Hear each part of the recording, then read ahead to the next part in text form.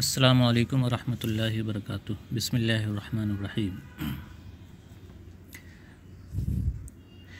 اس سے پہلے یہ گفتگو گزر چکی ہے کہ دو جملوں کے درمیان کمال انقطاع ہو تو فصل کیا جائے گا، لیکن فصل اسی صورت میں کریں گے جبکہ فصل سے خلاف مراد کا وہم نہ پیدا ہوتا ہو۔ اگر فصل خلاف مراد کے وہم کا باعث ہو رہا ہو تو پھر فصل نہیں کیا جائے گا، بلکہ وہم کے ازالے کے لیے وصل کیا جائے گا۔ آج اسی کی مثال کتاب میں پیش کی جا رہی ہے۔ وَأَمَّا الْوَصْلُ لِدَفْعِ الْإِيهَامِ فَكَقَوْلِهِمْ لَا وَأَيَّدَكَ اللَّهُ۔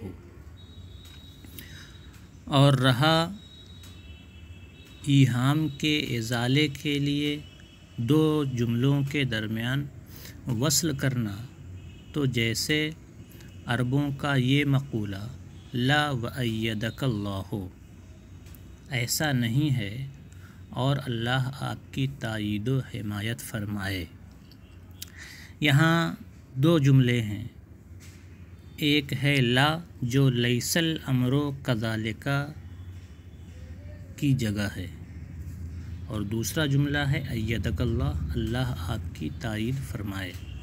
تو لیس الامر کذالک بات ایسی نہیں ہے، لیس الامر کذالک کو ہٹایا گیا اور اس کی جگہ لا کو رکھ دیا گیا۔ تو آپ دیکھیں لیس الامر کذالک یہ خبر ہے، اور آنے والا جملہ ایدک اللہ یہ لفظاً خبر ضرور ہے لیکن معناً انشاء ہے۔ تو دو جملوں میں سے ایک خبر ہے اور دوسرا انشاء ہے، اس لیے دونوں جملوں کے درمیان کمال انقطاع ہے۔ لیکن اگر ان دونوں جملوں کے درمیان فصل کر دیا جائے، یعنی عطف نہ کیا جائے اور صرف لا ایدک اللہ کہیں، تو خلاف مقصود کا وہم پیدا ہوگا۔ مقصود تو یہ ہے، مراد تو یہ ہے کہ معاملہ ایسا نہیں ہے اور اللہ آپ کی تائید و حمایت فرمائے، جبکہ اگر وصل کو ختم کر کے لا ایدک اللہ کہیں تو کوئی یہ بھی سمجھ سکتا ہے کہ جو لا ہے یہ ایدہ پر داخل ہے اسے منفی کرنے کے لیے، تو لا ایدک اللہ کا معنی ہو جائے گا اللہ آپ کی تائید و حمایت نہ فرمائے۔ تو خلاف مقصود، خلاف مراد کا وہم ہو رہا ہے فصل کرنے کی صورت میں، اس لیے فصل نہیں کیا گیا بلکہ عطف کیا گیا، وصل کیا گیا۔ آگے بڑھیں۔ وَأَمَّا لِلتَّوَسُّطِ فَإِذَا اتَّفَقَتَا خَبَرًا أَوْ إِنشَاءً لَفْظًا وَمَعْنًا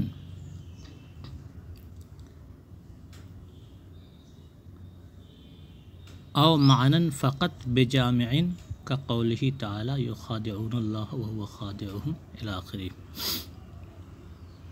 وَأَمَّا الْوَصْلُ لِلتَّوَسُّطِ، یہاں سے وصل کی دوسری صورتیں بیان کر رہے ہیں۔ کہہ یہ رہے ہیں کہ جب دو جملوں کے درمیان نہ کمال انقطاع ہو، نہ کمال اتصال ہو، نہ شبہ کمال انقطاع ہو، نہ شبہ کمال اتصال ہو، بلکہ ان کے درمیان کی کوئی صورت ہو، تو وہاں بھی فصل نہیں کیا جائے گا بلکہ وصل کیا جائے گا۔ اب اس وصل کی مختلف صورتیں بیان کر رہے ہیں۔ کہہ رہے ہیں کہ جب دو جملے لفظ و معنی کے اعتبار سے خبر ہونے میں یا انشاء ہونے میں متفق ہوں، یا خبر اور انشاء ہونے میں صرف معناً متفق ہوں، اور دونوں جملوں کے درمیان کوئی وصف جامع بھی موجود ہو، تو ان تمام صورتوں میں وصل کیا جائے گا۔ مثالیں آگے آ رہی ہیں، ترجمہ دیکھیں۔ اور رہا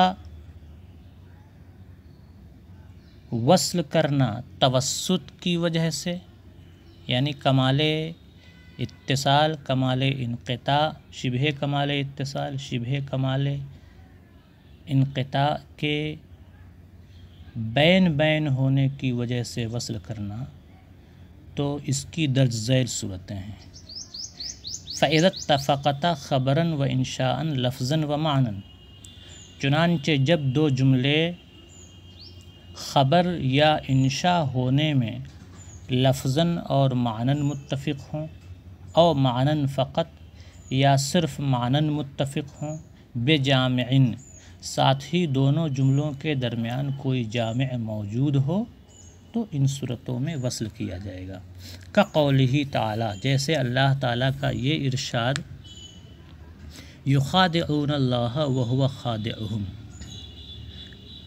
وہ لوگ یعنی منافقین، وہ لوگ اللہ کو دھوکہ دینا چاہتے ہیں، وہو خادعہم، اور اللہ ان کے ساتھ یہ معاملہ فرمانے والا ہے۔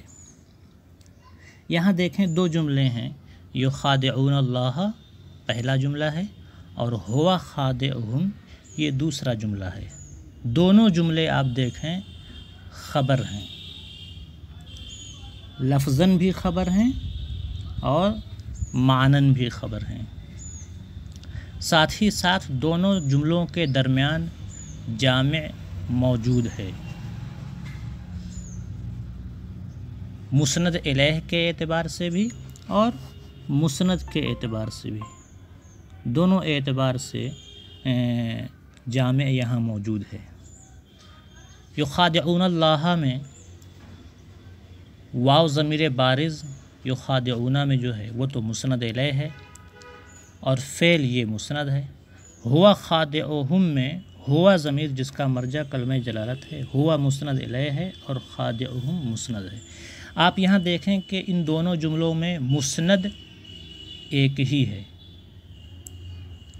اور مسند الیہ پہلے جملے میں مسند الیہ، پہلے جملے میں جو مسند الیہ ہے وہ ہے مخادع، دھوکہ دینے والا، اور یہی مخادع دوسرے جملے میں مخادع بن چکا ہے، اور جو پہلے جملے میں مخادع ہے وہ دوسرے جملے میں مخادع بن چکا ہے، اس لیے مسند الیہ کے درمیان بھی جامع موجود ہے۔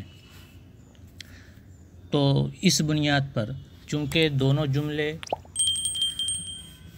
لفظاً اور معناً خبر ہیں اور ان کے درمیان جامع بھی موجود ہے، اس لیے وصل کیا گیا۔ دوسری مثال ہے ان الابرار لفی نعیم و ان الفجار لفی جحیم، یقیناً نیک لوگ جنت میں ہوں گے اور برے لوگ جہنم میں ہوں گے۔ یہاں بھی دونوں جملے خبر ہیں، لفظاً بھی اور معناً بھی۔ پہلے جملے میں مسند الیہ ابرار ہے اور دوسرے جملے میں مسند الیہ فجار ہے، دونوں ایک دوسرے کی ضد ہیں، اس لیے جامع موجود ہے۔ پہلے جملے میں مسند نعیم ہے اور دوسرے جملے میں مسند جحیم ہے، دونوں ایک دوسرے کی ضد ہے، لہٰذا یہاں بھی جامع موجود ہے، اس لیے دونوں جملوں کے درمیان عطف کیا گیا، وصل کیا گیا۔ اور آگے بڑھیں، وقولہ تعالی، اور اللہ تعالیٰ کا یہ ارشاد، کلوا واشربوا ولا تسرفوا، کھاؤ اور پیو اور حد سے آگے نہ بڑھو۔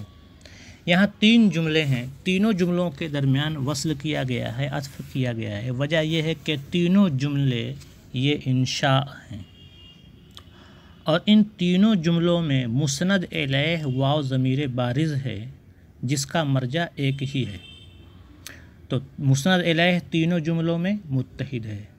رہا مسند، تو پہلے جملے میں مسند عقل ہے، دوسرے میں شرب ہے، تیسرے میں اسراف ہے، اور ان تینوں کے درمیان تناسب ہے، اور جب تناسب ہے تو یہاں بھی جامع موجود ہے۔ اور آگے بڑھیں، اللہ تعالیٰ کا یہ ارشاد، وَإِذْ أَخَذْنَا مِيثَاقَ بَنِي إِسْرَائِيلَ لَا تَعْبُدُونَ إِلَّا اللَّهَ وَبِالْوَالِدَيْنِ إِحْسَانًا वज़िल क़ुरबा वल यतामा वल मसाकीन वक़ूलू लिन्नास हुस्ना। और जब हमने बनी इसराइल से ये अहद लिया कि तुम लोग सिवाय अल्लाह के किसी और की इबादत न करना और माँ बाप के साथ हुस्न सलूक करना और रिश्तेदारों के साथ, यतीमों के साथ और मिस्कीनों के साथ, वक़ूलू लिन्नास हुस्नन और लोगों से अच्छी बात कहना। यहाँ 3 जुमले हैं। एक है ला तअबुदूना इल्लल्लाह, दूसरा जुमला है बिल वालिदैन इहसानन वज़िल क़ुरबा वल यतामा वल मसाकीन, और तीसरा जुमला है क़ूलू लिन्नास हुस्नन। इन तीनों जुमलों के दरमियान वस्ल किया गया है, अत्फ़ किया गया है।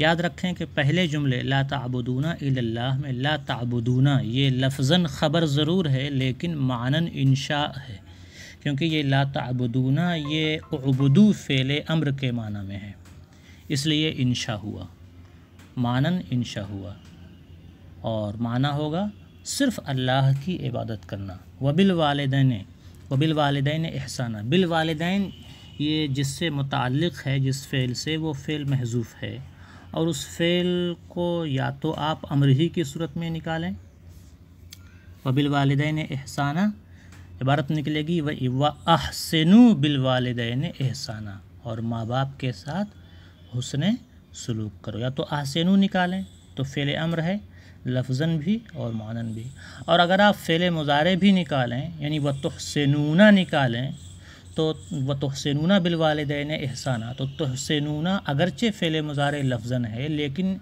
माना में इंशा ही के होगा। जैसे ला तअबुदूना अगरचे लफ्ज़न फ़ेल ख़बर है लेकिन मानन क्या है, इंशा है, उबुदू के माना में है। इसी तरह अगर तुहसिनूना भी निकालेंगे तब भी वो अहसिनु ही के माना में होगा। तो खैर दोनों फ़ेल अम्र हुए, और आगे क़ूलू लिन्नास हुस्नन में क़ूलू फ़ेल अम्र तो है ही।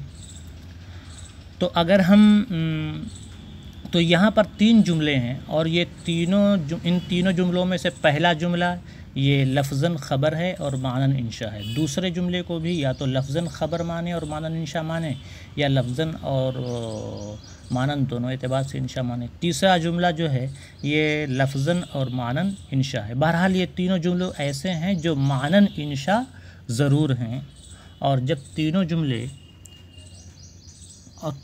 मानन इंशा ज़रूर हैं तो ये एक सूरत पाई गई कि जो 2 जुमले हैं उनके दरमियान वो दोनों जुमले ख़बर या इंशा होने में माना के एतबार से क्या हैं, मुत्तफ़िक़ हैं, और इनके दरमियान जामिअ भी मौजूद है। क्यों? इसलिए कि इन जुमलों में जो मुसनद इलैह है वो मुसनद इलैह इन तीनों जुमलों में एक ही है। वाव ज़मीर बारिज़ मुसनद इलैह है जिसका मरजा बनी इसराइल है, और रहा मुसनद तो पहले जुमले में है इबादत, दूसरे जुमले में है एहसान, और तीसरे जुमले में है कौलुल हुस्ना, अच्छी बात कहना। इन तीनों जुमलों में भी, इन तीनों मुसनदों के दरमियान भी तनासुब पाया जा रहा है। जैसे क्योंकि वालिदैन के साथ हुस्न सलूक करना और लोगों के साथ अच्छी बात कहना ये हुस्न नियत के साथ हो तो ये भी इबादत ही है। तो तीनों इबादत के कबील से हैं। इस बुनियाद पर तीनों मुसनदों के दरमियान भी तनासुब पाया जा रहा है, इसलिए यहाँ तीनों के दरमियान जामे मौजूद है। कह रहे हैं ए ला ताबुदू, चूँकि ला ताबुदूना ये फ़ेल मुज़ारे है, लफ्ज़न ख़बर है लेकिन मानन इंशा है, तो इसलिए ये कहा ए ला ताबुदू, यानी अल्लाह के सिवा किसी और की इबादत न करना। और बिल वालिदैन जिससे मुताल्लिक़ है, अगर वो तुहसिनूना निकालें तो भी वो तुहसिनूना अहसिनु ही के माना में होगा। उसी के बारे में कह रहे हैं वह तुहसिनूना बेमाना अहसिनु, और तुहसिनूना अगर निकाल रहे हैं तो वो अहसिनु के माना में है। औ व अहसिनु, या ये कि तुहसिनूना न निकालें, बराह रास्त अहसिनु ही निकालें, उसी के बारे में कह रहे हैं औ व अहसिनु, या यूँ इबारत निकाली जाए व अहसिनु बिल वालिदैन इहसाना। अब आगे की इबारत में ये कह रहे हैं कि 2 जुमलों के दरमियान जो वस्फ़ जामे है اس وصف جامع میں یہ چیز ضروری ہے کہ وہ جامع مسند الیہ اور مسند دونوں کے اعتبار سے ہو۔ دونوں جملوں میں جو مسند الیہ ہیں اور جو مسند ہیں، تو دونوں جملوں کے مسند الیہ اور دونوں جملوں کے مسند کے اعتبار سے جامع کا پایا جانا ضروری ہے۔ مسند الیہ اور مسند میں سے کسی ایک کے اعتبار سے جامع کا پایا جانا اور دوسرے کے اعتبار سے جامع کا نہ پایا جانا یہ کافی نہیں ہوگا۔ مثالیں آگے دے رہے ہیں، کہہ رہے ہیں والجامع بینہما یجب ان یکون باعتبار المسند الیہما والمسندین جمیعا، اور دونوں جملوں کے درمیان جامع کے لیے یہ ضروری ہے کہ وہ دونوں جملوں کے مسند الیہ اور مسند دونوں کے اعتبار سے ہو۔ جیسے یشعر زید ویکتب ویعطی ویمنح، زید شاعری کرتا ہے اور لکھتا ہے، زید عطا کرتا ہے اور عطا نہیں بھی کرتا ہے۔ یشعر زید ویکتب میں دیکھیں دو جملے ہیں، دونوں جملوں کے درمیان وصل کیا گیا ہے، اس لیے کہ دونوں جملے خبر ہیں۔ دونوں جملوں میں مسند الیہ متحد ہے، اس لیے مسند الیہ کے اعتبار سے جامع پایا جا رہا ہے۔ مسند پہلے جملے میں شاعری ہے اور دوسرے جملے میں کتابت ہے، اور شاعری اور کتابت کے درمیان عقلی اعتبار سے تناسب پایا جاتا ہے، کیونکہ شاعری کرنا اور کتابت کرنا دونوں صنعت ہیں، دونوں فن ہیں، اس لیے مسند الیہ اور مسند دونوں کے اعتبار سے جامع پایا جا رہا ہے، اس لیے یہاں وصل کیا گیا۔ آگے دیکھیں یعطی، یعنی یعطی زید ویمنع، زید عطا بھی کرتا ہے اور عطا نہیں بھی کرتا ہے۔ یہاں بھی دونوں جملوں میں مسند الیہ ایک ہے، رہا مسند تو پہلے میں اعطاء ہے اور دوسرے میں ہے منع یعنی عدم اعطاء۔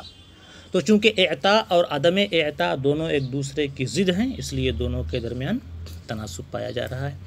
آگے ہے زید شاعر و عمر کاتب، زید شاعر ہے اور عمر کاتب ہے۔ یہاں مسند الیہ، یہاں پہلے جملے میں مسند ہے شاعری اور دوسرے جملے میں مسند ہے کتابت، دونوں کے درمیان تناسب ہے، یہ تو بات واضح ہے۔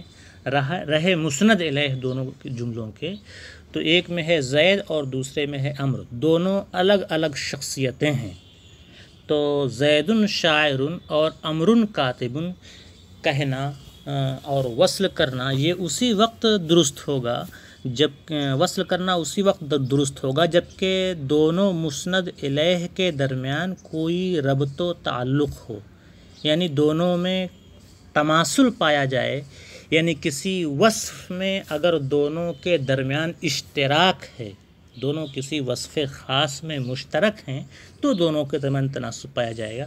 اس لیے مانا یہ جائے گا کہ یہاں جو زید اور عمر ہیں، یا تو یہ زید و عمر اخوت میں شریک ہیں، یعنی دونوں بھائی ہیں، اس لیے وصل کے ساتھ ایسی بات کہی گئی ہے، یا دونوں ایک دوسرے کے دوست ہیں، یعنی وصف صداقت میں دونوں مشترک ہیں، اس بنیاد پر دونوں کو ایک ساتھ لایا گیا اور وصل کے ساتھ یہ بات کہی گئی زید شاعر و عمر کاتب۔ بہرحال وصل کے ساتھ زید شاعر و عمر کاتب کہنا اسی وقت درست ہوگا جبکہ زید و عمر کسی وصف خاص میں شریک ہوں، تاکہ دونوں کے درمیان تناسب پایا جائے، دونوں کے درمیان کوئی ربط و تعلق پایا جائے۔ آگے بڑھیں، زید طویل و عمر قصیر، زید لمبا ہے اور عمر پست قد ہے۔ یہاں دونوں ایک جملے میں مسند ہے طویل اور دوسرے جملے میں مسند ہے قصیر۔ لمبا ہونا اور پست قد ہونا، چھوٹا ہونا، یہ دونوں ایک دوسرے کی ضد ہیں، اس لیے دونوں جملوں کے مسندوں کے درمیان تضاد پایا جا رہا ہے، اس لیے دونوں جملوں کے مسند کے اعتبار سے جامع موجود ہے، بات واضح ہے۔ رہا مسند الیہ تو ایک میں زید ہے اور دوسرے میں عمر ہے، اور ہم یہ مان کر کے چلیں گے کہ زید و عمر یہ دونوں کسی وصف خاص میں شریک ہیں، اور اس لیے دونوں کے درمیان تماثل پایا جا رہا ہے، اور تماثل پائے جانے کی وجہ سے یہ دونوں مسند الیہ کے اعتبار سے بھی جامع پایا جا رہا ہے۔ آگے بڑھیں، اسی کے بارے میں کہہ رہے ہیں کہ لمناسبۃ بینہما، لوجود مناسبۃ بینہما، دونوں کے درمیان کسی مناسبت کے پائے جانے کی وجہ سے، یعنی وصل کرنا اسی وقت درست ہوگا جبکہ دونوں مسند الیہ اگر شخصیت کے لحاظ سے علیحدہ علیحدہ ہوں تو یہ ضروری ہے کہ ان دونوں کے درمیان کوئی مناسبت پائی جائے، یعنی کسی وصف خاص میں اشتراک پایا جائے، بخلاف زید شاعر و عمر کاتب بدونہا، برخلاف زید شاعر و عمر کاتب کے، جبکہ زید اور عمر کے درمیان کوئی مناسبت موجود نہ ہو۔ زید شاعر و عمر کاتب میں پہلے میں مسند ہے شاعری اور دوسرے میں مسند ہے کتابت، ان دونوں کے درمیان تو مناسبت پائی جا رہی ہے کیونکہ دونوں فن ہیں، لیکن اگر ہم یہ مان کر کے چلیں کہ یہاں جس زید اور عمر کا تذکرہ ہے ان دونوں جملوں میں، اس زید اور اس عمر کے درمیان کوئی مناسبت نہیں ہے، یعنی کسی وصف خاص میں دونوں کا اشتراک نہیں ہے، نہ تو دونوں بھائی بھائی ہیں، نہ دونوں دوست ہیں، نہ کسی کام میں دونوں شریک ہیں، اگر دونوں کے درمیان کوئی بھی مناسبت نہیں پائی جا رہی ہے تو پھر زید شاعر و عمر کاتب وصل کے ساتھ کہنا درست نہیں ہوگا۔ آگے کہہ رہے ہیں وزید شاعر و عمر طویل مطلقاً، زید شاعر اور عمر طویل وصل کے ساتھ کہنا یہ تو مطلقاً درست نہیں ہے، یعنی اگر ہم یہ مان کر کے بھی چلیں کہ زید اور عمر دونوں کے درمیان کوئی مناسبت پائی جا رہی ہے، دونوں کے درمیان کوئی ربط و تعلق پایا جا رہا ہے، دونوں کسی وصف خاص میں مشترک ہیں، پھر بھی وصل کے ساتھ زید شاعر و عمر طویل کہنا درست نہیں ہوگا، اس لیے کہ جامع کے لیے یہ ضروری ہے کہ مسند الیہ اور مسند دونوں کے اعتبار سے جامع پایا جائے، اور یہاں مسند کے اعتبار سے مسند کے اعتبار سے جامع نہیں پایا جا رہا ہے، اس لیے کہ پہلے میں مسند ہے شاعری اور دوسرے میں مسند ہے طوالت، لمبا ہونا، اور شاعری اور طوالت کے درمیان کوئی بھی مناسبت نہیں ہے، کوئی بھی ربط و تعلق معنوی نہیں ہے، اس لیے زید شاعر و عمر طویل وصل کے ساتھ کہنا درست نہیں ہوگا۔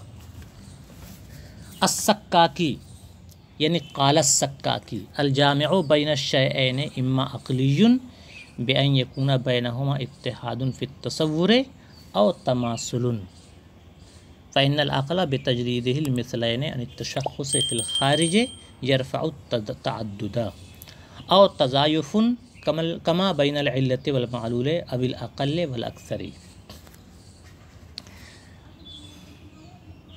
جامع دو چیزوں کے درمیان جو وصف جامع ہوتا ہے یہ کئی طرح کا ہوتا ہے، یہ وصف جامع کبھی تو عقلی ہوتا ہے، کبھی وہمی ہوتا ہے، اسی کی گفتگو یہاں پیش کر رہے ہیں۔ کہتے ہیں سکاکی کہتے ہیں کہ دو چیزوں کے درمیان جامع یا تو عقلی ہوگا، عقلی ہونے کی کئی صورتیں ہیں۔ عقلی ہونے کی ایک صورت تو یہ ہے کہ ان دونوں چیزوں کے درمیان تصور میں اتحاد ہو، جب ان دونوں چیزوں کا تصور کیا جائے تو نتیجہ یہ نکلے کہ دونوں ایک ہی ہیں، اور جب دونوں ایک ہی ہیں تو یہاں دونوں کے درمیان وصف جامع پایا جا رہا ہے۔ عقل کے نزدیک، عقل میں، تصور میں اگر دونوں ایک ہی ہیں تو ظاہر ہے کہ ان دونوں کے درمیان وصف جامع موجود ہے۔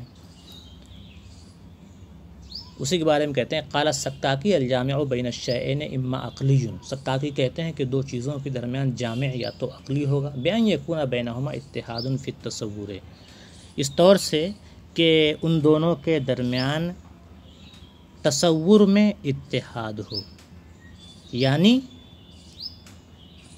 دونوں چیزیں ایک ہی ہوں۔ اس کی مثال جیسے زید کاتب وہو شاعر، زید کاتب ہے اور وہ شاعر ہے۔ یہاں پہلے جملے میں زید ہے مسند الیہ اور دوسرے جملے میں مسند الیہ ہوا ہے جس کا مرجع زید ہی ہے، تو زید اور ہوا ضمیر دونوں کے درمیان تصور میں اتحاد ہے، دونوں ایک ہی چیزیں ہیں، لہٰذا وصف جامع پایا جا رہا ہے۔ او تماثل، بات نکلے گی بِأَن یکون بینہما تماثل، یا اس طور سے کہ ان دونوں چیزوں کے درمیان تماثل ہو، مماثلت ہو۔ تماثل کا مطلب کیا ہوا؟ یعنی کسی وصف خاص میں ان دونوں کا اشتراک ہو۔ دونوں الگ الگ چیزیں ہیں لیکن کسی وصف خاص میں دونوں چیزیں شریک ہیں، تو دونوں چیزوں کے درمیان جامع موجود ہوگا۔ فإن العقل بتجريده المثلين عن التشخص في الخارج يرفع التعدد، کیونکہ عقل ان دونوں مثلین کو خارجی تشخص سے خالی کر لینے کی صورت میں تعدد کو ختم کر دیتا ہے۔ دو چیزیں ہیں اور ان دونوں چیزوں کا خارجی تشخص الگ الگ ہے، لیکن چونکہ کسی وصف خاص میں ان دونوں کے درمیان اشتراک ہے، تو جب عقل ان دونوں کے خارجی تشخص کو اٹھا دے گا، ختم کر دے گا، تو اب بچے گا کیا؟ صرف اور صرف وصف خاص میں اشتراک۔ تو جب تعدد تشخص خارجی کو ختم کر دے گا تو تعدد بھی کیا ہو جائے گا؟ ختم ہو جائے گا۔ اب وہ صرف اور صرف وصف خاص میں اشتراک بچا، تو اس وصف خاص کے لحاظ سے دونوں ایک ہی ہیں، لہٰذا ان دونوں کے درمیان جامع موجود ہے۔ اسی کے بارے میں کہتے ہیں فإن العقل بتجريده المثلين عن التشخص في الخارج يرفع التعدد، کیونکہ عقل ان دونوں مثلوں کو خارجی تشخص سے خالی کر لینے کی صورت میں تعدد کو ختم کر دیتا ہے۔ اس کی مثال یہی پیش کی جا سکتی ہے کہ زید شاعر و امر کاتب، زید شاعر ہے اور امر کاتب ہے۔ ہم یہ مان کر کے چلتے ہیں کہ زید اور امر یہ دونوں وصف خاص اخوت میں شریک ہیں، یعنی دونوں بھائی بھائی ہیں۔ زید کا خارجی تشخص الگ ہے، امر کا خارجی تشخص الگ ہے۔ اگر عقل ان دونوں کے خارجی تشخص کو ہٹا کر کے صرف اخوت کی نظر سے دیکھے کہ دونوں بھائی ہیں، تو اس صورت میں تعدد ختم ہو جا رہا ہے، اس لیے ظاہر ہے کہ دونوں کے درمیان جامع موجود ہے۔ اور آگے بڑھیں، اور تضایف، یا ان دونوں چیزوں کے درمیان تضایف ہو۔ تضایف کا مطلب یہ ہوا کہ دو چیزیں ایسی ہیں کہ ان دونوں میں سے ہر ایک کا سمجھنا دوسرے کے سمجھنے پر موقوف ہے۔ تضایف کا مطلب ہوتا ہے کہ دو چیزیں ایسی ہوں کہ ان دونوں چیزوں میں سے ہر ایک کا سمجھنا دوسرے کے سمجھنے پر موقوف ہو، جیسے علت اور معلول، کہ علت کا سمجھنا معلول کے سمجھنے پر اور معلول کا سمجھنا علت کے سمجھنے پر موقوف ہے۔ اور جیسے اقل و اکثر، کہ عقل کا سمجھنا اکثر کے سمجھنے پر موقوف ہے اور اکثر کا سمجھنا عقل کے سمجھنے پر موقوف ہے، تو یہ ہوا تضایف۔ اسی کے بارے میں کہتے ہیں یا دونوں چیزوں کے درمیان تضایف ہو، جیسے علت اور معلول کے درمیان تضایف ہوتا ہے، یا عقل اور اکثر کے درمیان تضایف ہوتا ہے۔